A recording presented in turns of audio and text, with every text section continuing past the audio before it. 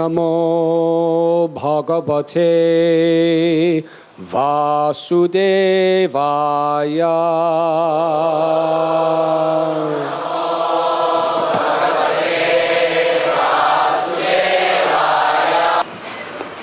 We are reading today from Srimad Bhagavatam, Canto 7, Chapter 4, entitled Hiranyakashipu Terrorizes the Universe. Text 34.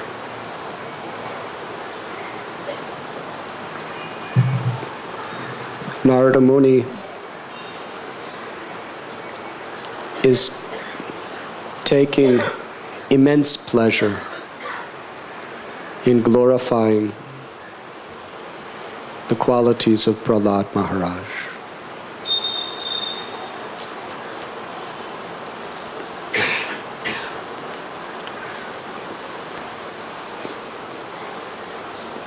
In our translation, it is interesting to see how, speaking to Maharaj Yudhishthira, Narada Muni says, Prahlad Maharaj's good qualities are still glorified by learned saints and Vaishnavas. He's speaking very much in the present tense. Although Prahlad Maharaj performed this Leela in the Satya Yuga,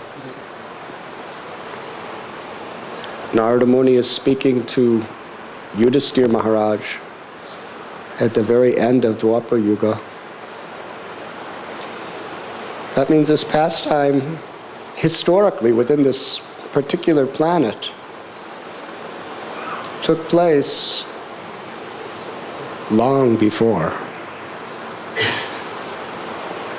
What does our modern history calculate by?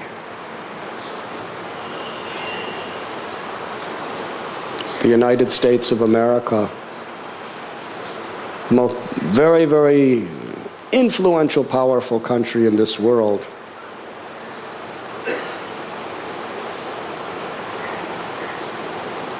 but the European people who actually made it such a world power, they didn't even arrive there until about 500 years ago. It wasn't even a country until a little over 200 years ago.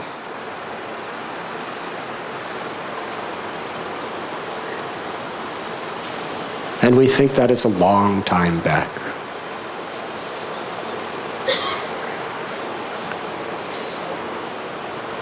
Jesus Christ, 2,000 years ago. Buddha, 2,500 years ago. Krishna appeared about 5,000 years ago. And yet historians find it very hard to believe that something could have been recorded so long ago, 5,000 years ago. Narada Muni, he's speaking of Prahlad, who appeared almost millions of years before, as if it's happening today. Because on the transcendental platform, time is very relative. If you're trying to see things in terms of reality, or if you see things in terms of reality, then you see the eternal existence underlying everything. The soul is eternal. The Supreme Soul, Krishna, is eternal. The spiritual world is eternal. Material nature is eternal. Time is eternal. Material nature, its manifestations are all temporary. But nature itself is God's nature. Mayadhyakshena prakriti. It is eternal. In material existence, nothing really is born or dies. Matter is simply transformed. But the energy that is sustaining it and that is transforming it is Krishna's nature. Srila Prabhupada, when he would talk about Lord Chaitanya, he would say, sometimes just recently, when Lord Chaitanya appeared. Now for most of us, 500 years is a long time. But for Prabhupada, just recently. He doesn't talk about Lord Chaitanya or Krishna simply as a historical figure. He's talking about these great personalities in the present moment. Krishna's ever existing. And Krishnadas Kaviraj Goswami discusses the nature of Krishna's Nitya Leela. In the spiritual world, beyond the Paravyoma, in the spiritual sky of Goloka, Krishna's eternally performing his pastimes. And even within the cosmic manifestation, Krishna's constantly performing his pastimes. Just like the movements of the sun, it's always revealing a particular time somewhere in the world. Yes? Just like it is somewhere in the world, it's midnight. As soon as it's not midnight somewhere else, it becomes midnight somewhere else.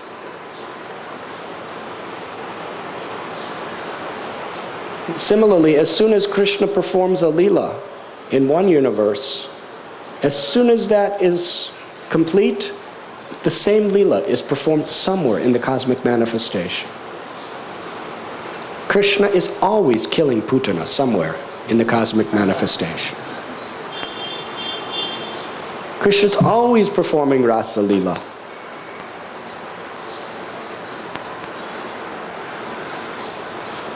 And in Vrindavan, because it is the spiritual world, one who has a pure heart and Premanjana Churita Bhakti Velochanena is given divine vision by Krishna, can actually see, or even more, feel within his or her heart Krishna's pastimes eternally taking place right in Sri Vrindavan, which is just southeast of New Delhi. When most of us go to Vrindavan, we see congestion these days. Just 30 years ago, it was very peaceful. Just very simple ashrams. Now there's, in the Mathura Vrindavan area, there are refineries. There are hotels and restaurants and shops and bazaars, and not only are there bazaars, but sometimes it all looks very bizarre. This is Vrindavan? The first time I walked down that road from Mathura to Vrindavan, it was just cows grazing in fields and kadamba trees, tamal trees, banyan trees, peepal trees. So quiet, peaceful. Some bullocks sometimes on the road.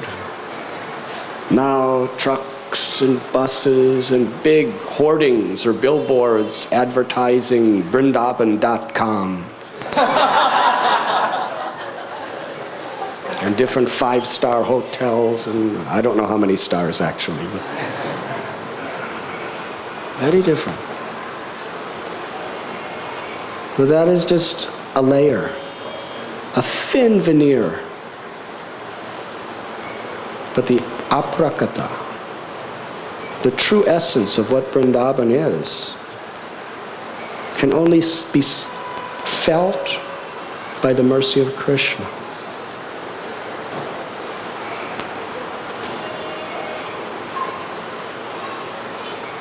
Srila Prabhupada says we should not see through our eyes, we should see through our ears.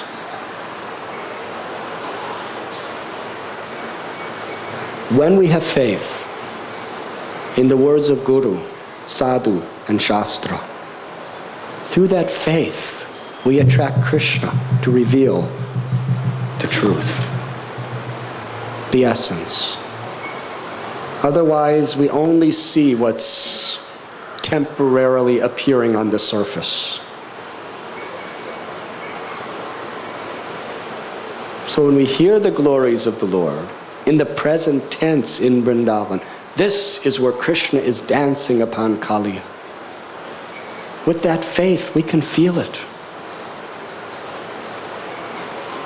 And as we become purified, Krishna's mercy, we could experience this as a reality. From an empiric point of view, all of these things are very, very inconceivable. But there is a problem. God can never be understood in truth empirically. Through the elevationist approach to the Lord, of trying to understand by our own intelligence or by the good intelligence of others, we can never go beyond the limitations of the senses and the mind. Never. Because that's the farthest reach that our intelligence can attain, is what is within the boundaries of our mind and senses. But Krishna's transcendental. The soul is transcendental because it's part of Krishna.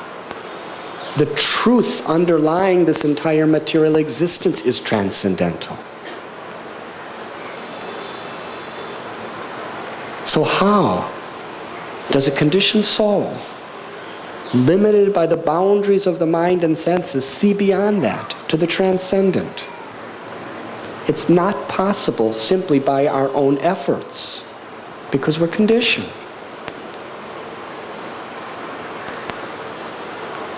However, by the mercy of the Lord, He can reveal. But He reveals on His terms, not on our terms. That means, and He has explained, He has presented philosophy, Bhagavad Gita, a great science, logical, conclusive, rational, philosophical. But it's all leading us through our senses to have complete faith in what is beyond the senses, the mind, the intelligence, or the ego. To give up our false ego that I am the knower.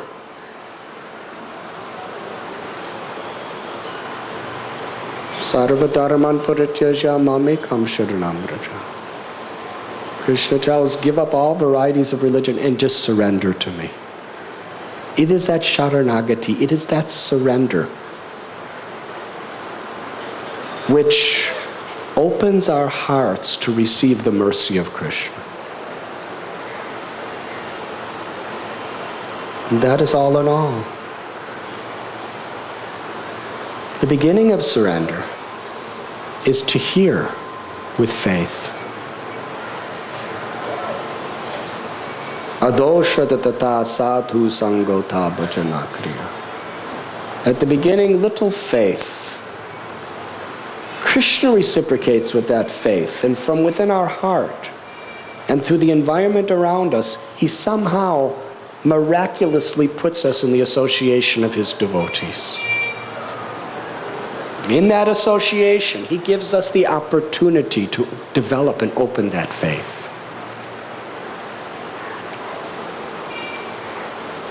Blind faith is to have faith in a person who is giving knowledge based on his or her own limited sense perception or mental conception. That is blind faith. The scientists accuse those who follow religion to have blind faith.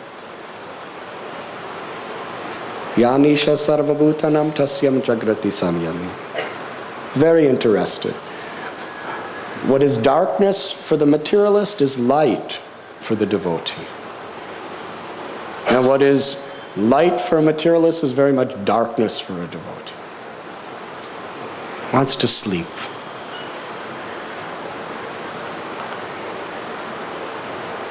So they are saying blind faith.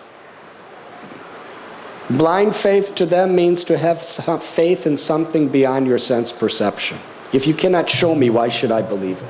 If I cannot see it, if I cannot touch it, if I cannot taste it, if I cannot smell it, how can I believe that it exists? It is all just blind faith.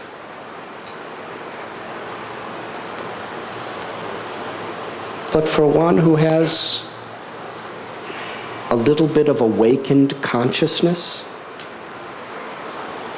all of their theories, all of their books is based on blind faith. Because they're putting faith on the imperfect, corrupted senses and mental conceptions of themselves, of their contemporaries, and of their predecessors. Yes? That's blind. Is reality something deeper beyond our senses and our mind?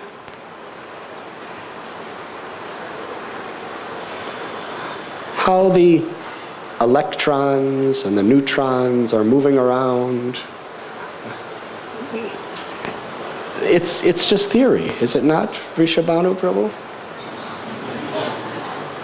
Can they actually really, really pinpoint, see it as it is?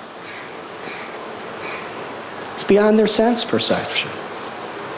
Some symptoms and apparently they can see things. A thought. Can you see a thought? Can you taste a thought? No, there are those meters where it can show brain waves of, a certain way you may be thinking, but it can't tell you what you're thinking. Can any of those machines point out that this patient is thinking about the doctor's wife?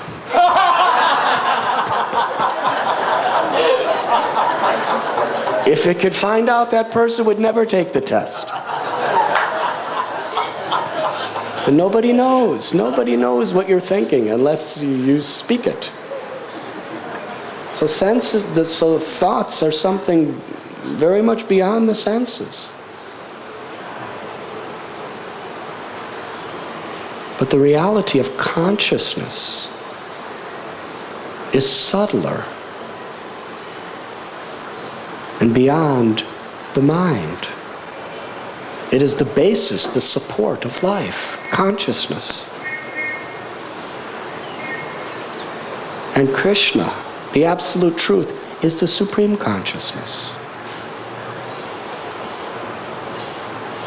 So when people read the Holy Bible or the Holy Quran or the Vedic literatures and they hear about these different versions of creation, blind faith. What is this blind faith? Lord Brahma, some guy with 4 heads who has a lotus flower coming out of his stomach? No, I'm sorry. He's born of a Lord Vishnu who's laying down, and a lotus flower is coming out of his stomach, and then this 4-headed guy comes out. And then he's the one who's created us all? Well, if he's my father, why I don't have 4 heads? According to DNA and genealogy and all this stuff, if he has 4 heads, I should also have 4 heads. So, blind faith. But all of their theories is blind faith. Nothing is within sense perception. It's all just ideas, conceptions, speculations.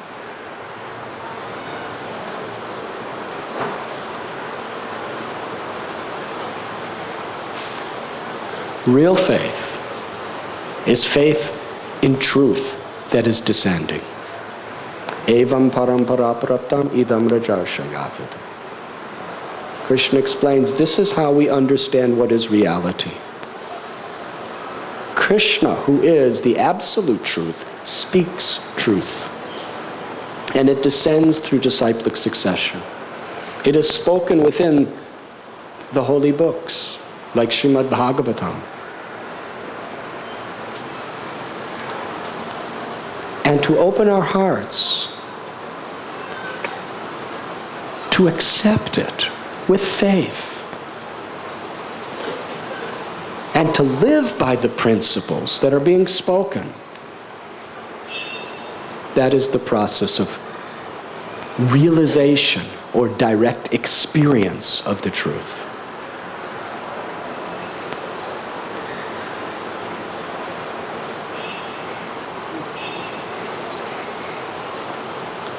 And that truth is beyond time, beyond space.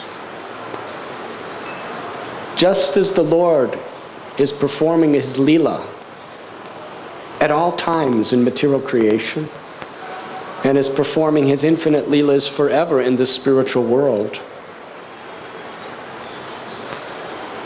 Similarly, according to what Srila Prabhupada is explaining here, the Lord can empower his devotee in similar ways. Why not? What is it that the Lord cannot do? If it is the Lord's desire that Prahlad Maharaj be in Sutala Loka and simultaneously he's living in Vaikuntha, anywhere the Lord wants him to be, he could simultaneously be there because the Lord he has Achintya Shakti, he's inconceivable.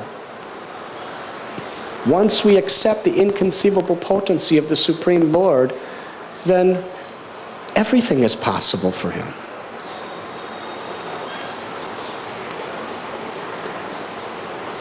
People think about the incredible things that God does.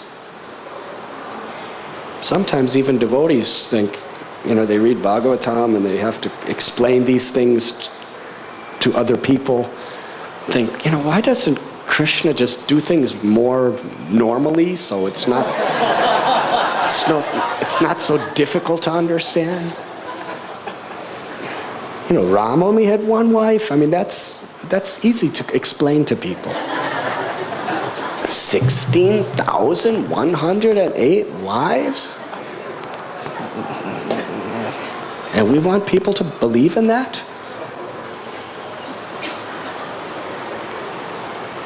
Well, if you're God, why should you just do what everybody else does?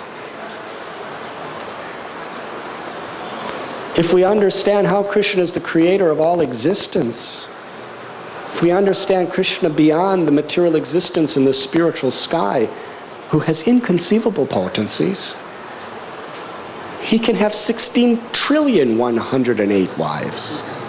And it would not in any way be more difficult to believe. And if he wanted, they could all be living comfortably without any traffic jams in Chopati, Bombay. Krishna could do anything. That's why he's God. So a person who has blind faith in his own senses and the material conceptions of others, that person is thinking, 16,108 wives? And when he was only 7 years old, he lifted that huge mountain. Takes practically a whole day to walk around it, and he held it up with the little finger. for 7 days?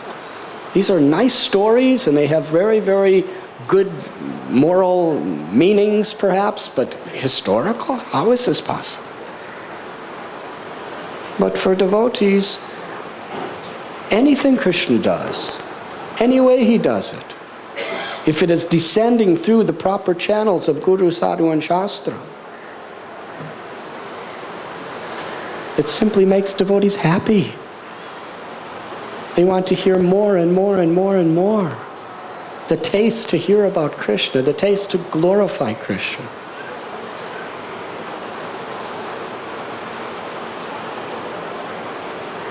Now the quality that is revealed here, that is so essential to understand Krishna, is to please Krishna.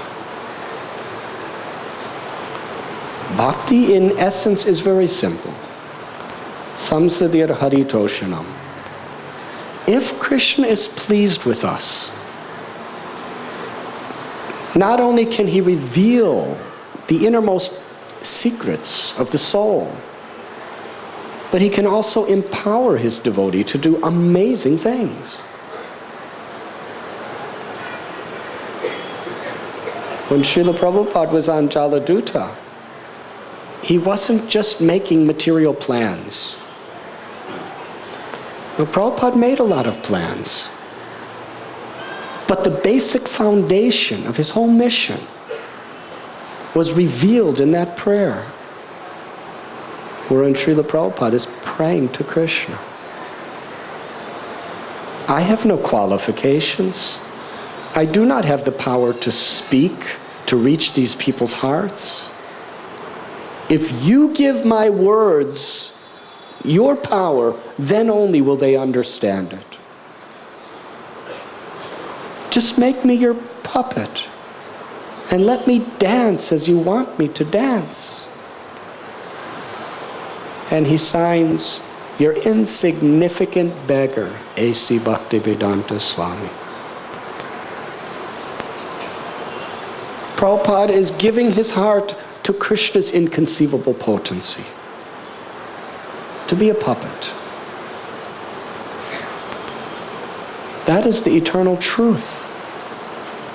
Krishna can empower us if we simply have faith in his power and live in such a way that Krishna is pleased by our sincerity.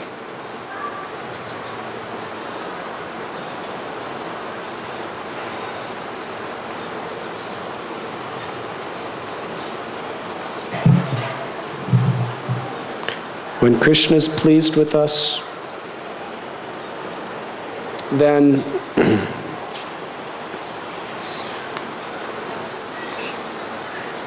only is our life successful. And how do we please Krishna? Mahajano yena katasa panta. By following in the footsteps of great souls. In this verse today, we are finding one of the great Mahajans, Narada Muni. What is his quality? His quality is how he takes such great pleasure in glorifying the devotees. Narada Muni is speaking so wonderfully about Prahlad. Prahlad happens to be his disciple too, from long ago. But at the present moment as well. Narada Muni is not praising Prahlad just as a guru is praising his disciple. Narada Muni is praising Prahlad as a superior in his own heart. Yes? In Brihad Bhagavatamrita, Narada Muni was going from place to place trying to understand who is the greatest devotee. And he went to Prahlad. Went to Prahlad. Glorified Prahlad. You are the greatest of all the devotees. Prahlad, no, not me. I'm sitting around thinking of Krishna, and Krishna always has to come and save me. But look at Hanuman. Hanuman's out doing service, carrying out the order of the Lord. He is great. He is the best. The beauty of Sri Brihad Bhagavatamrita of Sanatana Goswami is revealing to us how Krishna is so pleased by the quality of a real devotee. And that quality is, a devotee is so eager to see the glories of other devotees, to appreciate, to love, and to glorify.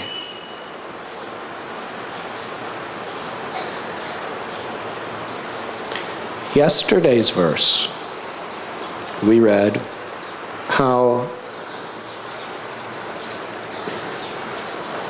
just so I don't appear partial, I will read it directly.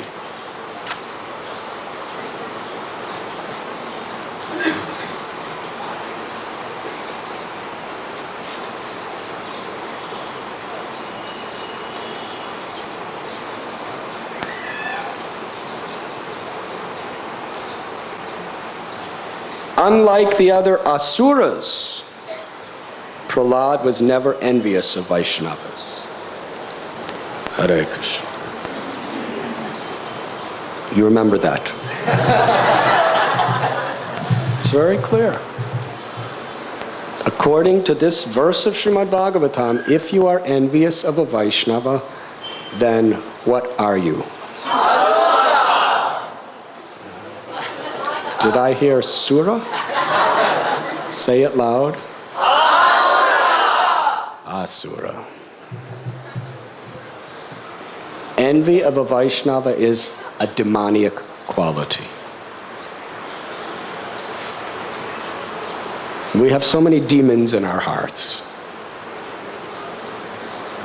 If we succumb to the dictations of these demons, then we become more and more demoniac. Srila Prabhupada, in the story of Maharaj Prataparudra,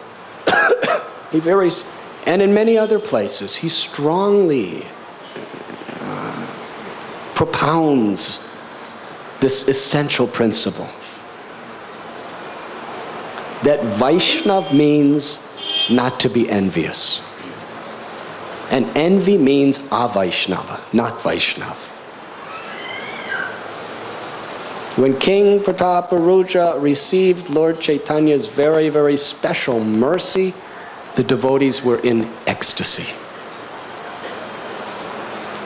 None of them were thinking, why the Lord's not embracing me? Why the Lord's not crying all over me? Why this king, this materialistic king, there were swamis there.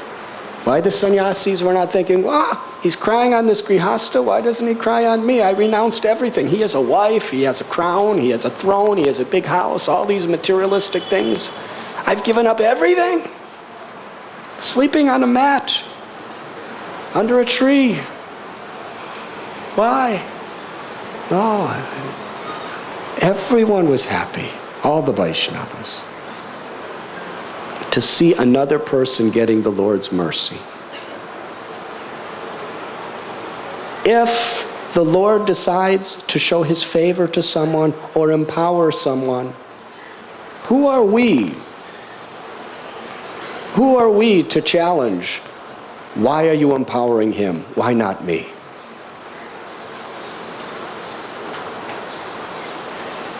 Envy of any living being is a symptom of envy of God.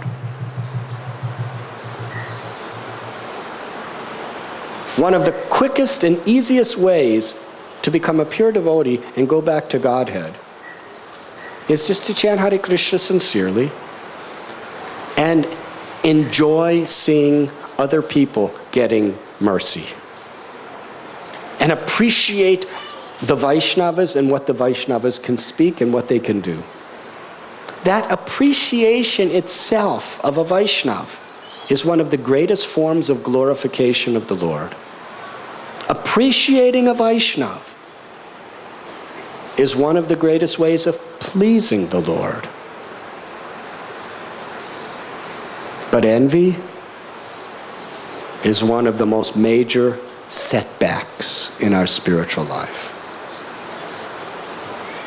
But what to do if we have envy in our heart? It's due to so much past conditioning. We're practically habituated to react with envy. We should see it as a disease for what it is, and not blame the person we're envious of, but see the problems in me. And we should diligently try to overcome that envy. Number one, by not acting according to its dictations through our words or our actions. By not intentionally dwelling on that envy, but trying to overcome it. When that one Brahmin approached Sri Chaitanya Mahaprabhu in Kuliagram, he fell at his lotus feet and begged forgiveness for all the Vaishnavas he blasphemed.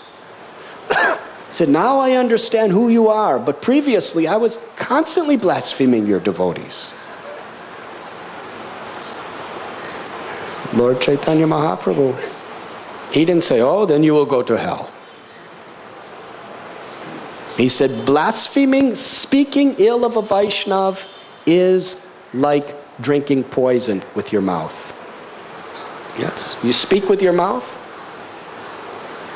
That criticism is poison that you're drinking that will kill your propensity to serve Krishna. It will kill your good qualities. But praising the Vaishnavas and chanting the holy names is like drinking nectar. And that nectar will counteract all the poison that you have drunk in the past. Tapodivyam putraka yena sattvam. Human life is meant for tapasya. This is tapasya. There may be envy in my heart. I may want to speak like this, but on the basis of the intelligence I have received from Guru, Sadhu, and Shastra, I understand how I must counteract this anartha. By speaking in a way of appreciation. By trying to uplift people's perception of another Vaishnava. This is what Vaishnava is. When Sri Chaitanya Mahaprabhu was glorifying Sanatana Goswami, all the devotees were happy. And again, Prabhupada says, same thing. Why were they happy? Because they were not envious. They loved to hear another devotee being empowered, and they loved to hear another devotee being glorified. And that is a test of our spiritual progress. When we see another devotee doing something wonderful or hear another devotee's good qualities, if you feel happiness by hearing that, that means you're really making good advancement. But if you feel envy, that means there's something seriously wrong with you.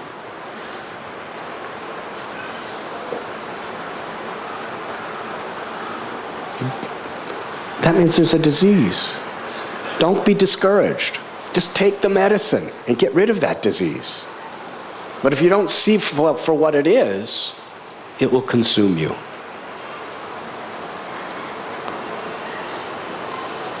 Prajalpa, gossip. Srila Prabhupada explains in one lecture that when you speak prajalpa, your good devotional qualities that you have cultivated and developed over years and years of devotional service, they all just, you lose them all through your mouth. as you're speaking prajalpa. Now, Krishna tells in Gita, Neha bhakramanasosti pratyavayo nividyate, that any endeavor you make on the spiritual path can never be lost. So how, when we speak prajalpa, do we lose our spiritual credits? Do we lose our good devotional qualities?